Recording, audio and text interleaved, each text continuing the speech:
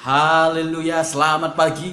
Kita memuji, memuliakan nama Tuhan Allah kita. Setiap hari, pemeliharaan Tuhan tidak pernah lepas dari kita. Setiap hari kita melihat bagaimana berkat-berkat-Nya dicurahkan. Jikalau hari ini kita masih hidup, maka itu merupakan satu kesempatan anugerah Tuhan yang luar biasa. Pujilah Dia, agungkanlah Dia, muliakanlah Raja di atas segala raja. Bawalah pujian kita, bawalah sorak-sorak kita, bawalah taksin sujud kita kepada Dia yang menyelamatkan kita. Pujilah Dia dengan segenap hatimu, kekuatan, jiwa, roh, dan tubuhmu. Mari kita naikkan pujian bagi Dia yang agung itu. Tuhan memberkati di pujian penyembahan kita pagi ini. Haleluya, amin.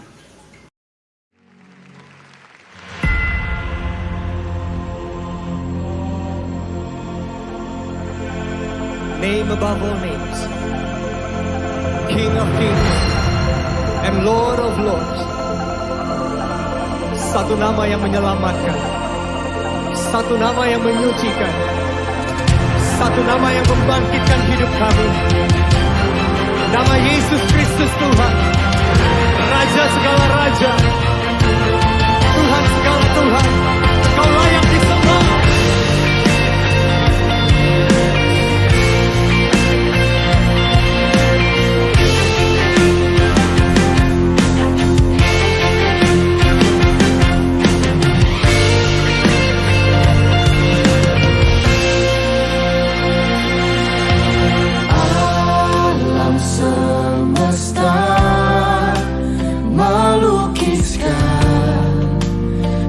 Kebesaran Tuhan, bumi dan surga menyanyikan kemuliaan nama-Mu. Hosana, Hosana.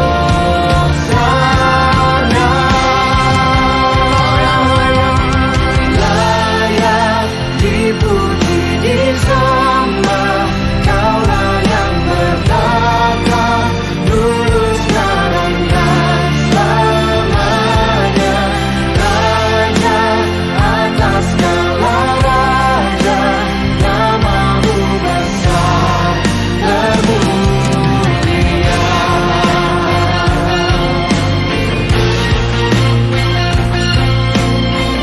Alam semesta tunduk pada nama-Mu Tuhan.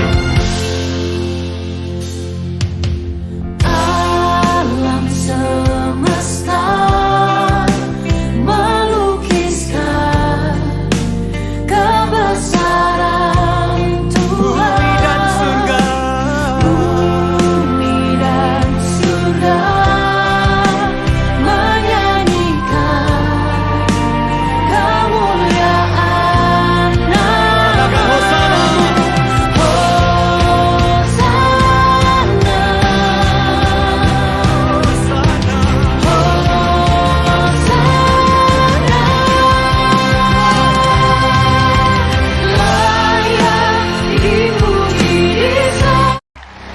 Siap memuji Tuhan lebih dahsyat. Tepuk tangan bagi Tuhan yang luar biasa. Kita memuji Tuhan bersama pada hari ini. Yang setuju tepuk tangan dong. Kasih yang begitu besar, lebih kuat dari dosa. Kasih yang menemukanku, selamatkan dan pulihkanku. Ku naikkan syukurku, ku tak akan berhenti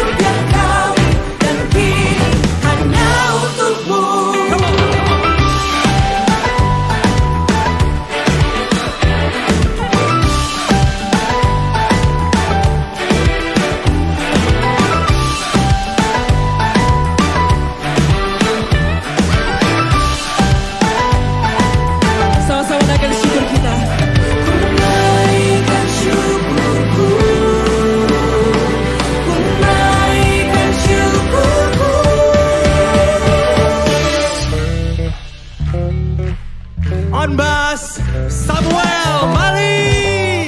Yeah.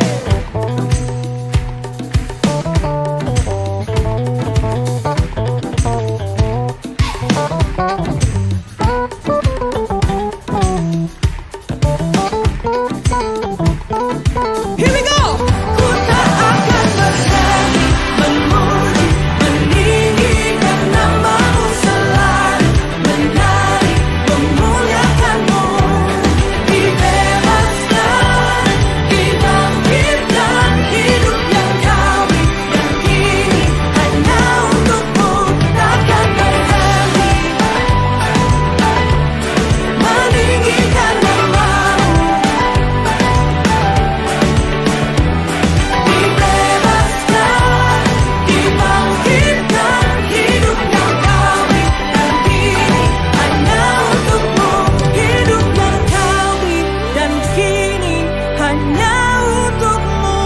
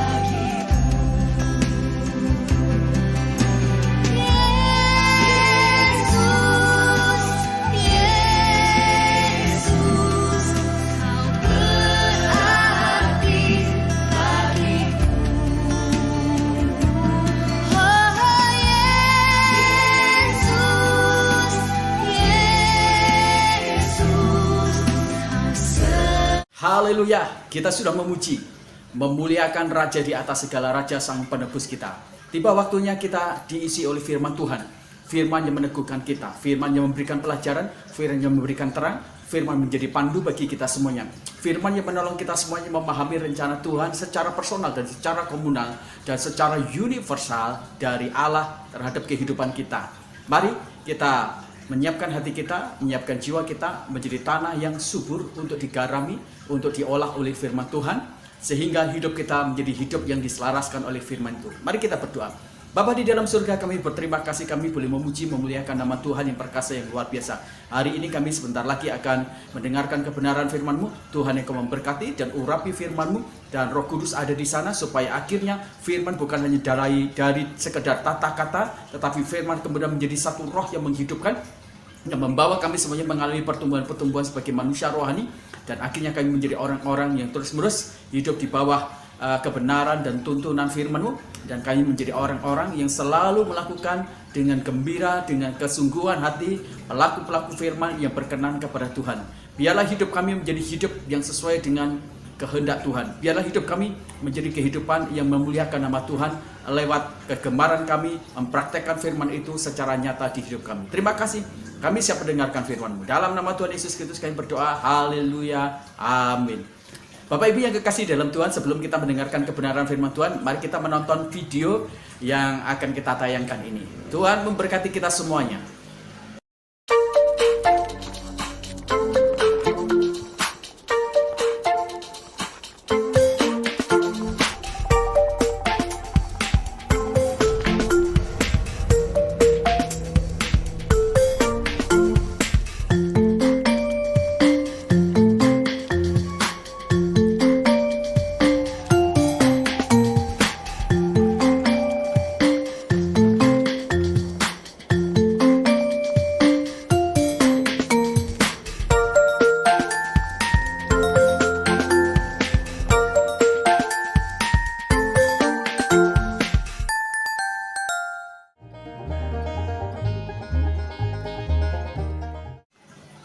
Puji Tuhan, kita sudah menonton video pendek ini.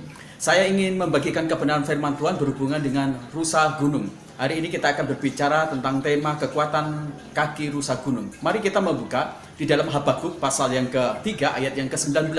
Allah Tuhanku itu kekuatanku, Ia membuat kakiku seperti kaki rusa.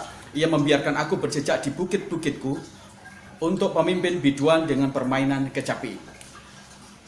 Bapak Ibu yang kekasih dalam Tuhan, saya yakin kita pernah merasa kecewa. Apalagi ketika kita berpikir bahwa kita sudah menjadi orang-orang yang menjaga hidup dengan baik, kita sudah jujur, kita sudah saleh. Tetapi ketika kita melihat bahwa realitas yang kita dambakan dengan kehidupan yang sangat berkualitas, berbanding balik dengan kenyataan-kenyataan yang kita terima, ternyata cenderung negatif atau buruk, maka secara tidak sadar kita mungkin akan menjadi kecewa, kita menjadi putus asa juga. Apalagi ketika kita menjadi orang-orang yang mencintai Tuhan, berdoa dengan sungguh-sungguh, terlibat di dalam pelayanan, bahkan kita memberkati pekerjaan-pekerjaan Tuhan. Pendeknya, kehidupan rohani kita tidak pernah mengalami pasang surut. Kita menjadi orang Kristen yang sangat kuat luar biasa. Tapi di dalam realitasnya, kehidupan kita banyak menyajikan hal-hal yang tidak kita inginkan, tidak sesuai dengan harapkan.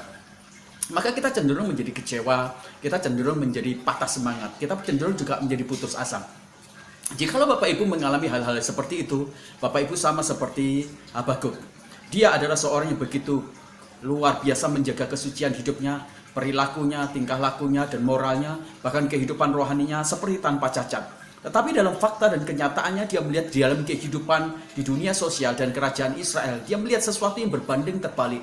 Kehidupan yang sangat buruk, ekonomi yang corak-marut, bangsa yang sangat meninggalkan Tuhan. Dan sekarang Tuhan memberikan sebuah penerangan kepada dia bahwa Israel akan dihancurkan oleh Tuhan, dan Tuhan akan mengirimkan musuh-musuh dan membumi hanguskan. Nah, realitas ini sangat mengecewakan dan sangat membuat Habakuk mengalami putus asa. Tapi Bapak Ibu yang kekasih dalam Tuhan, hari ini saya tidak akan berbicara tentang kekecewaan dan keputusasaan yang mungkin kita alami, yang mungkin sedang menggerogoti iman rohani kita semuanya. Hari ini saya justru berbicara tentang bagaimana Tuhan di tengah-tengah kekecewaan kita, bagaimana Tuhan di tengah-tengah keputusasaan Dia menyatakan satu kebenaran bahwa Dia itu adalah kekuatan kita semuanya, sumber kekuatan kita. Dan ketika Dia menjadi sumber kekuatan kita, lebih hebatnya lagi adalah Dia memberikan sebuah penggambaran identifikasi dalam kekuatan yang diberikan Tuhan kepada kita semuanya. Apa itu? Dia mengatakan kepada kita semuanya, engkau atau aku, digambarkan juga di Habakuk, seperti rusa gunung yang berjejak di bukit batu. Mungkin kehidupan kita itu seperti bukit batu atau gunung terjal yang begitu sangat licin, yang mungkin juga sangat menyakitkan bagi kita semuanya. Tetapi di tengah-tengah pergumulan berat seperti gunung batu yang licin dan terjal itu, Tuhan menyatakan sebuah identifikasi kepada kita semuanya. Kita adalah rusa gunung. Rusa gunung itu kalau melihat keberadaan gunung itu bukan menjadi sesuatu yang menakutkan, tetapi itu menjadi sesuatu yang sangat menggairahkan. Itu sebabnya hari ini kita akan melihat bagaimana Tuhan memberikan dukungan kepada Habakuk dengan cara dia menempatkan Habakuk mengidentifikasikan dan memberikan sebuah penggambaran tentang rusa gunung yang begitu berjejak di bukit batu dia sendiri. Apa yang dapat kita pelajari Bapak Ibu yang kekasih di dalam Tuhan berkaitan dengan kekuatan kaki rusa gunung? Yang pertama, kekuatan kaki rusa gunung itu mengajarkan bahwa masalah itu ternyata menjadi bagian dari habit kehidupan kita. Dalam Habakuk ini Tuhan memberikan sebuah penggambaran dengan jelas. Dia memberikan penggambaran bahwa kita itu digambarkan seperti rusa gunung dan bukan rusa padang rumput atau yang tinggal di dataran yang rendah atau datar gitu. Tapi kita ini adalah rusa bukit batu, rusa gunung yang begitu sangat terjal. Nah, gunung batu di dalam kehidupan kita semuanya sehari-hari itu bisa membuat hambatan-hambatan dan itu mungkin bisa menjungkir balikkan dan bisa menakutkan di dalam hidup kita semuanya. Nah, tapi Tuhan mengajak kita semuanya memahami bahwa ketika kita melihat gunung batu, melihat bukit batu yang sangat terjal dan licin mungkin juga menakutkan, ternyata itu adalah bagian dari habit kita semuanya. Itu adalah bagian dari keseharian yang tidak mungkin dilepaskan dalam hidup kita semuanya. Ketika kita berbicara habit, sederhananya saya memberikan gambaran. Ikan itu habitnya ada di air. Jikalau dia dikeluarkan dari air, maka ikan itu akan mati. Ikan tidak akan hidup, ikan tidak akan tumbuh, ikan tidak akan beranak pinak, ikan tidak akan berkembang, dia tidak akan jadi kuat. Dia harus ada di air. Nah, jadi ternyata ketika kita berbicara tentang pergumulan berat dalam hidup kita, itu ternyata adalah bagian dari habit kita semuanya, ekosistem dari kita semuanya. Tidak bisa kita hindari. Itu semua menjadi bagian yang sangat penting di dalam kehidupan kita.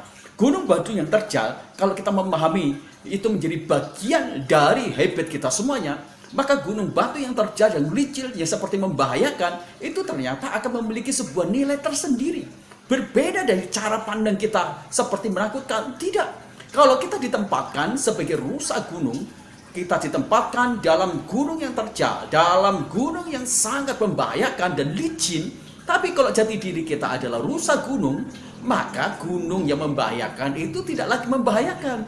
Gunung adalah tempat bermain kita. Gunung adalah tempat kita menikmati sebuah kehidupan. Gunung adalah tempat membangun kekuatan kita, membangun tapak kaki kita makin hari makin kuat luar biasa. Gunung juga membuat kita menjadi lincah.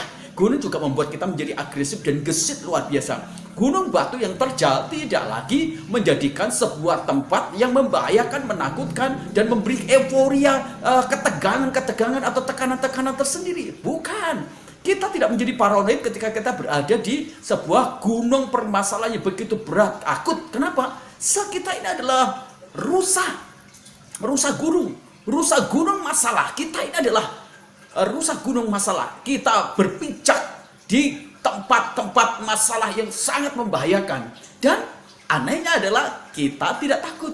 Karena masalah itu dijejaki oleh kaki kita sendiri. Dan kalau itu terjadi, maka artinya masalah itu tidak memberikan sebuah dampak, efek. Masalah itu tidak memberikan sebuah tekanan secara khusus dalam hidup kita. Bukan. Masalah itu justru menjadi sesuatu yang indah. Saya jadi ingat ketika Tuhan Yesus, ketika dalam Alkitab Kejadian dinyatakan bahwa ketika bumi hancur, kacau balau, gelap gulita di sana, apa yang terjadi? Allah kemudian menciptakan terang. Tapi Allah bukan hanya menciptakan terang. Anehnya adalah kenapa Allah tetap memakai gelap itu menjadi rangkaian dan disandingkan dengan terang. Gelap itu diizinkan Allah menjadi rangkaian dan habit dari seluruh makhluk yang ada di dalam dunia ini. Mengapa Allah tidak menghilangkan gelap secara sempurna sehingga yang ada terang? Nah, ini yang unik. Ternyata Allah mengizinkan dan memakai gelap itu menjadi rangkaian habit kehidupan makhluk hidup. Bayangkan kalau kehidupan kita itu hanya terus-menerus terang, maka sistem biologis kita akan menjadi rusak.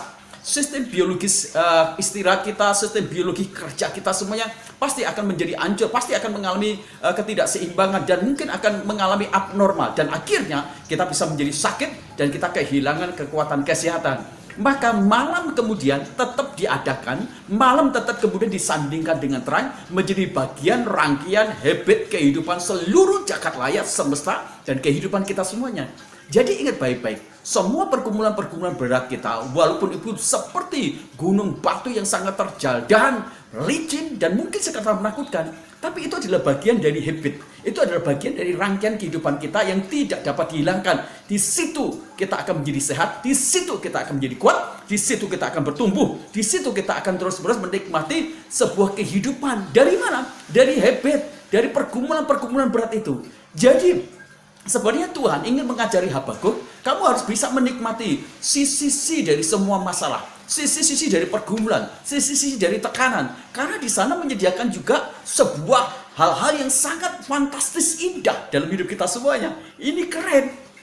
Dan Tuhan ngajari kita semuanya. Di pergumulanmu yang gunung batu yang sangat terjal, di sana ada sesuatu yang indah yang dapat dinikmati. Di sana ada sesuatu yang nikmat yang dapat dirasakan. Di sana ada sesuatu yang dapat betul-betul dijadikan tempat racing dalam hidup kita semuanya. Jadi kalau kita punya masalah, ingat, jangan bereaksi negatif. Jangan bereaksi kemudian buruk. Kalau kita punya masalah, maka mari kita melihat itu dari sudut pandang rangkaian dari sebuah habit dalam hidup kita semuanya. Jadikan sebuah gunung batu masalah yang sangat terjal dan sangat licin itu menjadi tempat arena bermain kita, menjadi tempat untuk kita menjadi lincah gesit, menjadi tempat untuk kita kemudian menjadi orang-orang yang memiliki upgrade di dalam diri kita semua, sehingga kita makin hari makin kuat, makin baru, dan makin bisa memenuhi sebuah standar-standar dan perubahan-perubahan yang terjadi dalam hidup kita semuanya. Dalam terang, habit kita itu dipacu untuk berkarya sesuai dengan keinginannya Tuhan. Nah, di dalam gelap, habit kita memacu kita semuanya untuk kita rest, untuk kita berhenti, untuk kita dekat dengan Tuhan, untuk kita mencari Tuhan, untuk kita beribadah, untuk kita menyembah, untuk kita memuji, berdoa, puasa, membangun satu relationship dengan Tuhan secara kuat. Itu adalah bagian dari sebuah habit dari terang dan gelap. Nah, demikian juga kalau kita punya hidup tinggal di gunung batu permasalahan yang sangat berat, maka dari masa-masa permasalahan gelap itu bisa dikatakan sebagai masa-masa gelap. Disitulah waktunya kita rest, di situ waktunya kita berdiam diri, di situ waktunya kita mendekat sama Tuhan, di situ waktunya kita betul bisa menikmati kekuatan dan sejahtera. Bukankah Tuhan berkata, dengan tinggal tenang, disitulah letak kekuatanmu. Ini menjadi sesuatu yang hebat, luar biasa. Tidak peduli gelombang masalah seperti menyergap, gelombang masalah itu seperti tsunami yang sepertinya ombaknya begitu sangat besar, seperti hendak menghancurkan. Tapi ingat, kita adalah kaki rusa gunung yang menancapkan di setiap masalah itu dan ada di bawah kaki kita semuanya. Dan masalah tidak akan pernah naik di atas kehidupan kita, tapi masalah akan selalu berada di bawah jejak kaki kita semuanya. Keren bukan? Maka yakinlah bahwa kita semuanya adalah rusa gunung yang menempatkan masalah itu menjadi ada di bawah kita semuanya. Dan kita bisa menikmati masalah itu menjadi arena bermain, arena untuk menikmati kehidupan, arena untuk menikmati karya-karya Tuhan di tengah-tengah semua hal yang tidak mungkin kita bisa nikmati, sebab kita adalah rusa gunung yang memiliki kaki kuat berjejak di atas masalah. Nah, bagian kedua, Bapak Ibu yang kekasih di dalam Tuhan, apa yang dapat kita pelajari dari kekuatan kaki rusa? Yang kedua, kekuatan kaki rusa itu mengajarkan iman kita, mengajarkan tentang bangunan iman kita yang sangat teguh. Nah, salah satu hal yang sangat penting yang dibuat Tuhan di dalam kekuatannya yang diberikan kepada kita adalah Dia menyatakan secara jelas bahwa kita itu memiliki identitas sebagai rusa gunung yang menjejakkan kaki-kakinya itu betul sangat kuat dan tidak mudah tergelincir, tidak mudah jatuh, walaupun di tempat-tempat yang sangat curam, tempat-tempat yang sangat berbahaya, tempat-tempat sangat licin. Karena apa? Karena kekuatan kuku-kuku juga dari kaki rusa itu begitu sangat kuat, terlatih di tempat-tempat yang sangat licin, sehingga dia sama sekali tidak merasakan itu menjadi sesuatu yang membahayakan. Kalau masalah, kalau pergumulan, kalau gunung batu itu menjadi sebuah jalan yang kita lalui terus-menerus, yang kita nikmati dan tidak pernah tidak, maka itu akan menjadi sesuatu yang biasa. Kalau sesuatu yang biasa, maka kita tidak akan pernah takut. Ada satu video ketika ada orang Cina, itu mereka harus melewati gunung yang sangat tinggi luar biasa. Nah, bagi orang-orang yang tinggal di sana, mereka naik gunung, naik gunung, terus turun gunung yang begitu sangat curam, yang begitu sangat tinggi, mereka tidak takut. Tapi bagi kita, yang itu bukan menjadi habitnya, itu bukan menjadi kehidupan dia sehari-hari, ia takut. Nah, demikian juga Tuhan mengatakan kepada kita semuanya, waktu kita menjadi rusa-rusa gunung, waktu kita menghadapi masalah, apa yang terjadi? Di sana kita sedang dibangun sebuah kekuatan iman yang sangat teguh di dalam hidup kita semuanya. Makanya Bapak Ibu yang kekasih di dalam Tuhan, di dalam Habakuk pasal 3 ayat 16, kita bisa melihat respon Habakuk dalam kesadarannya. Setelah dia melihat dan menyadari bahwa dia adalah rusa gunung. Aku akan dengan sabar menantikan Tuhan. Nah, jikalau Habakuk bergantung kepada perasaannya, dia tidak akan pernah membuat pengakuan iman yang sebesar ini. Kenapa? Karena perasaan dan logikanya pasti akan bersandar kepada faktual apa yang dia pikir, faktual yang dia rasakan, faktual yang dia lihat, faktual yang dia dengar. Nah, kalau berdasar seperti itu, dia tidak akan pernah bisa menantikan kehadiran Tuhan, kedatangan Tuhan di masa krisis dan kritis di hidup kita semuanya. Ini hal penting. Jika Habakuk melihat ke depan, dia hanya melihat sebuah bangsa yang berada dalam titik kehancuran. Karena apa? Karena Tuhan memang mengizinkan musuh itu datang akan menghancurkan Yerusalem, meruntuhkan, membumi, banguskan. Dan itu yang terus-menerus mungkin akan membuat Habakuk menjadi takut, khawatir, dan cemas. Ketika Habakuk melihat ke dalam dirinya, maka dia pasti juga akan cemas. Mampu tidak aku menghadapi masalah ini? Mampu tidak aku kemudian berdiri atas masalah ini? Mampu tidak kemudian selamat gak? Maka itu bisa membuat dia juga mengalami kegelisahan, kekacauan, dan kemudian kecemasan yang akut luar biasa dalam hidup dia. Ketika Habakuk melihat sekeliling, maka dia bisa melihat bahwa segala sesuatu yang ada di sekitar dia ternyata tidak memberikan stabilitas. Ekonomi pasti akan runtuh.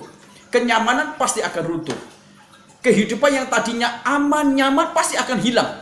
Dan kalau dia melihat sekeliling, tapi terpujilah, ketika Habakuk dia menyadari bahwa dia gunung batu, dia adalah rusa gunung yang berjejak di atas gunung batu, maka hal yang paling penting dalam hidup dia selalu di tempat tinggi ini, dia melihat tentang keberadaan Tuhan yang perkasa lebih hebat dari semua pergumulan-pergumulannya. Habakuk mulai mengenadah, memandang ke atas dengan iman. Dan di sana dia melihat Tuhan. Dan semua kekuatan dan ketakutannya, dan kekhawatiran serta kecemasannya menjadi lenyap. Berjalan dengan iman yang teguh, berfokus kepada kebesaran, kekuatan, keperkasaan, kedahsyatan dari Allah, itu menjadi satu bukti tentang pertumbuhnya iman yang luar biasa. Saya ingat Bapak Ibu, kenapa Tuhan itu waktu Nuh disuruh membuat bahtera, tidak dibuat jendela-jendela banyak. Pintunya cuma satu yang menuju ke atas. Bapak Ibu ingatlah, iman yang teguh dalam masalah-masalah apapun juga, dia akan menutup semua pintu-pintu yang membuat dia lari bersandar, tidak selain dari Tuhan. Dia hanya membuka satu pintu, dan pintu itu hanya untuk Tuhan. Iman yang teguh itu dibangun di atas dasar ini. Menutup semua pintu harapan, dan membuka satu pintu harapan hanya untuk Tuhan. Supaya dia menengadah dan memandang Sang Perkasa yang agung itu sendiri. Ini adalah suatu pengakuan imam yang sangat besar kalau kita membaca di kitab Habakuk ini. Bagaimana dia betul-betul menunggu dan menanti dengan sabar kedatangan Tuhan di tengah-tengah masa kritis. Di tengah-tengah pergumulan yang sangat berat. Habakuk mendapatkan sebuah realitas kenyataan yang bisa menakutkan dia. Karena bangsanya akan diserbu oleh musuh-musuh yang dikirim Tuhan. Tetapi Habakuk bisa menjadi tenang. Di tengah-tengah sebuah kepastian bahwa bangsa dari luar akan menghukum bangsa Israel yang telah melakukan ketidakadilan, dosa yang begitu sangat parah, bahkan meninggalkan Tuhan. Dan Habakuk, dia membangun imannya di dasar yang sangat kuat. Dia menanti Tuhan. Dia terus-menerus bergantung kepada Tuhan. Dia terus-menerus bertumbuh di dalam Tuhan. Nah, salah satu tanda iman, ya, dalam kesediaannya untuk menanti, menunggu Tuhan, dalam kekuatan kesabaran, ketabahan dia, dan dalam penanggungan, dia terus tidak pernah mengelus dan ikhlas, ya. Maka kita bisa melihat ada salah satu ciri yang hebat, yang luar biasa. Habakuk menunggu Tuhan. Dia tahu bahwa Tuhan itu bekerja di dalam dunia dia. Tuhan itu bekerja di dalam bangsa dia. Tuhan bekerja di dalam negara dia. Tuhan bekerja di dalam komunitas kota dia. Tuhan bekerja di sana.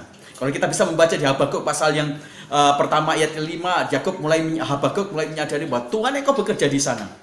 Ketika kita tahu bahwa Tuhan bekerja dalam hidup kita, maka itu yang akan membuat kita mampu menanti, menunggu Tuhan dengan esta kesabaran, ketabahan yang luar biasa. Tuhan telah memerintahkan kita untuk menunggu di tengah-tengah masalah, pergumulan yang sangat berat. menunggu pertolongan kekuatan yang datang dari Tuhan. Dan Habakuk lebih mengarahkan itu.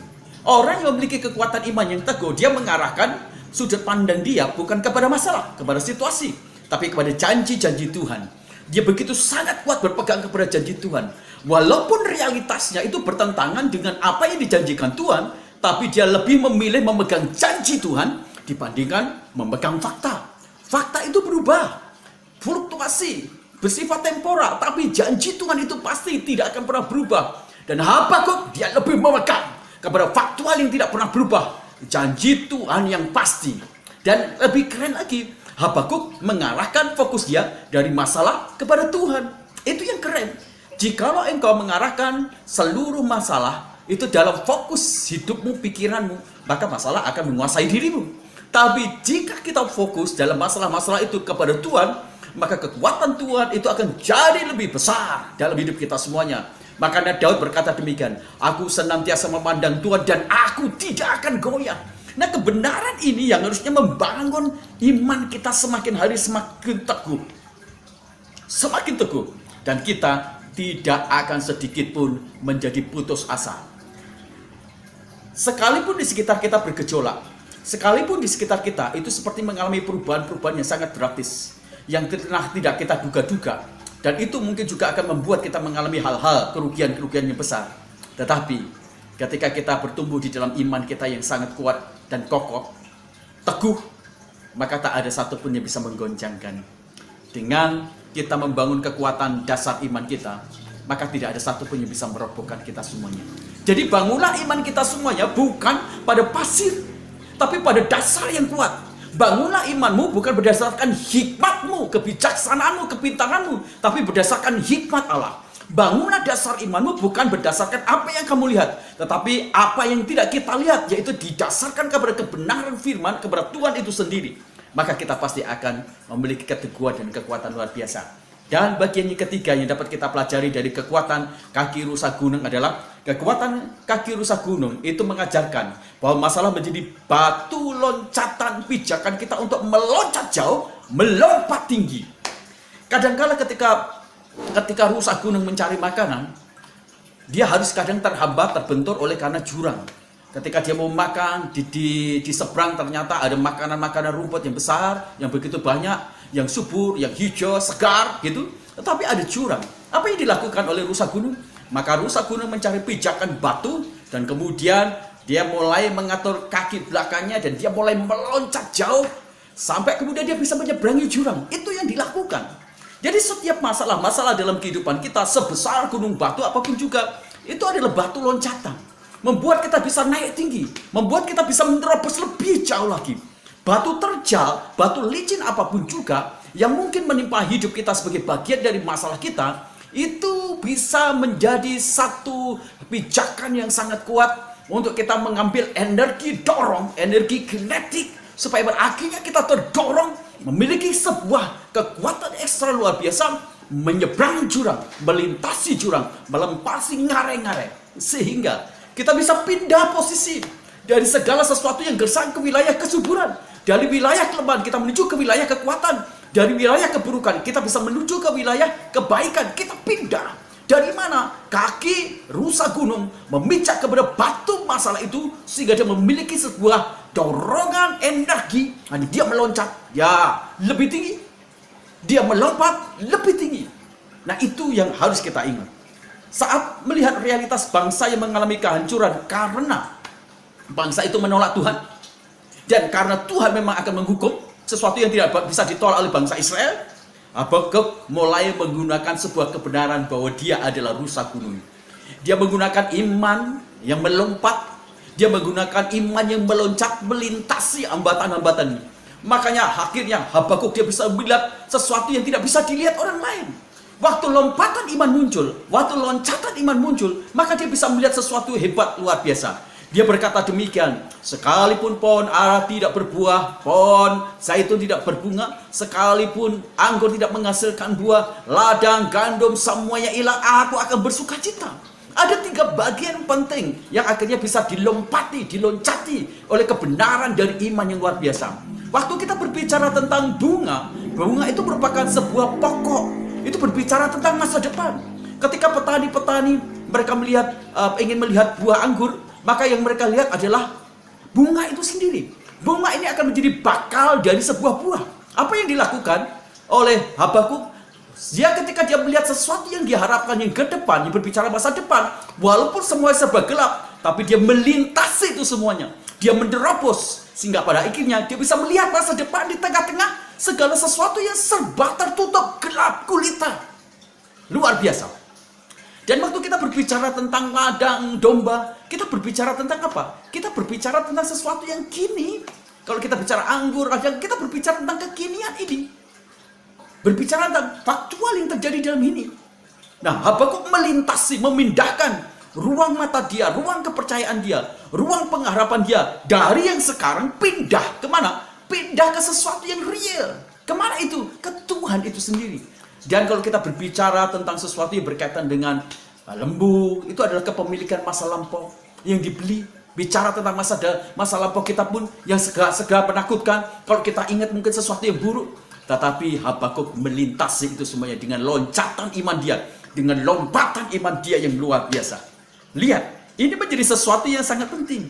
Ketika kita menghadapi masalah-masalah, ingat, itu semua merupakan batu pijakan untuk kita melenting tinggi, meloncat lebih jauh lagi, melompat lebih tinggi lagi. Sehingga, ingat baik-baik, sehingga kita berada di posisi ketinggian. Ingat, waktu Tuhan berbicara kepada Habakuk, engkau itu adalah rusa gunung yang berpijak kepada bukit batu itu sendiri. Nah, Bapak Ibu, berpijaknya di mana? Di tempat yang tinggi, bukan di tempat yang rendah. Di tempat yang rendah itu berbahaya karena singa dan karena mungkin juga leopard itu bisa menerjang dan bisa memakan dia. Tapi Tuhan berbicara kepada Habakuk, engkau ada di tempat ketinggian luar biasa. Jadi ketika kita berbicara tentang kekuatan kaki rusa gunung, itu mengajarkan kepada kita sebuah kebenaran tentang loncatan dan lompatan yang jauh dari hidup kita semuanya. Akhirnya Bapak Ibu, ketika kita tidak bisa memahami segala sesuatu yang terjadi dalam hidup kita semuanya, yang diizinkan Allah, dan kemudian menimpa hidup kita semuanya, hal-hal buruk apapun juga, ingat, Tuhan itu mengasihi kita semuanya. Di sana Tuhan sedang mengajarkan sesuatu yang penting dalam hidup kita semuanya. Dalam percobaan, masalah dan ujian yang diizinkan, Allah sedang menguatkan kita di sana. Allah sedang mengoreksi kita semuanya. Allah sedang melatih kecakapan kita. Allah sedang melatih tangan kita. Allah sedang melatih gerakan dari sayap iman kita supaya bisa terbang tinggi. Allah ingin membawa kita semuanya berbalik dari dosa-dosa kita semuanya. Allah ingin kita kemudian mendekat dengan Dia. Allah ingin supaya kita makin hari makin bertemu dengan Dia. Allah ingin supaya kita makin hari makin dekat dengan Dia, menikmati segala sesuatu yang baik. Ingat baik-baik, hari ini kebenaran firman Tuhan berbicara kepada kita semuanya. Kekuatan kaki rusa mengajarkan 3 hal ini. Biarlah kita terus-menerus tumbuh di dalam kebenaran firman Tuhan ini. Jangan takut, sekalipun di depan kita sepertinya tidak ada harapan, sekalipun di depan kita sepertinya gelap, sekalipun masalah seperti gunung dan bukit batu yang sangat terjal dan licin yang menakutkan, ingat baik-baik, engkau adalah pawang atas gunung itu sendiri, engkau adalah penakluk atas gunung itu sendiri, karena Allah sedang memberikan kepada kita semua sebuah penggambaran identitas atas gunung masalah, atas bukit masalah yang sangat terjal dan licin. Engkau adalah rusa gunung yang menaklukkan, dan semua bukit batu dan batu-batu yang licin itu ada di bawah kakimu, bukan ada di atas kakimu. Dan itu kebenaran yang sangat menguatkan kita semuanya. Mari kita berdoa bersama-sama. Kami berterima kasih untuk firman-Mu, firman yang menyegarkan kami, firman yang membawa kami bertumbuh, firman yang membuat kami mengenal Engkau, firman buat kami bergantung kepada Tuhan, firman yang membuat kami memahami bahwa kami tidak bisa jauh dari Engkau, bahwa kami harus mendekat kepada Engkau. Kami butuh hikmat-Mu, kami butuh dukungan-Mu, kami butuh support Engkau Tuhan, supaya kami menjadi orang-orang yang makin hari makin kuat.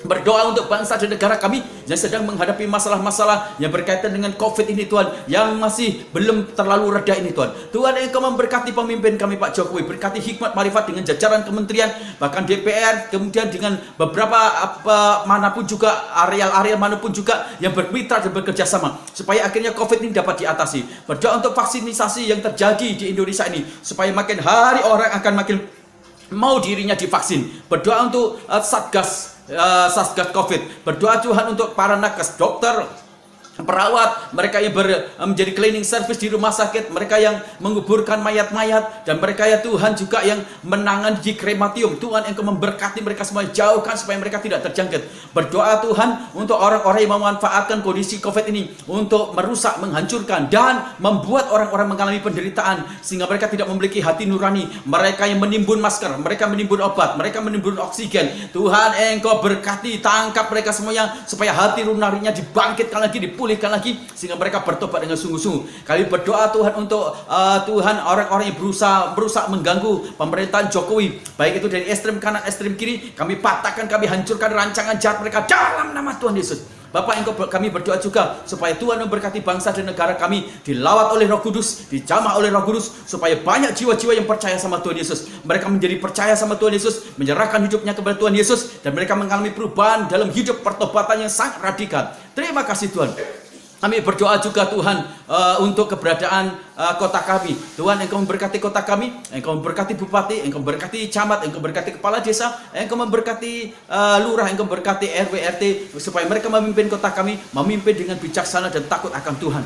Tuhan memberkati ekonomi di kota kami, Tuhan berkati Tuhan agrowisata, berkati perhotelan, berkati niaga, berkati juga Tuhan pertanian, perkebunan, perikanan, peternakan, supaya ekonomi di kota kami makin melihat dan akan menghasilkan sesuatu yang produktivitasnya, sehingga kemudian kebutuhan keuangan itu kemudian akan mencukupi masa depan dari orang-orang di kota kami.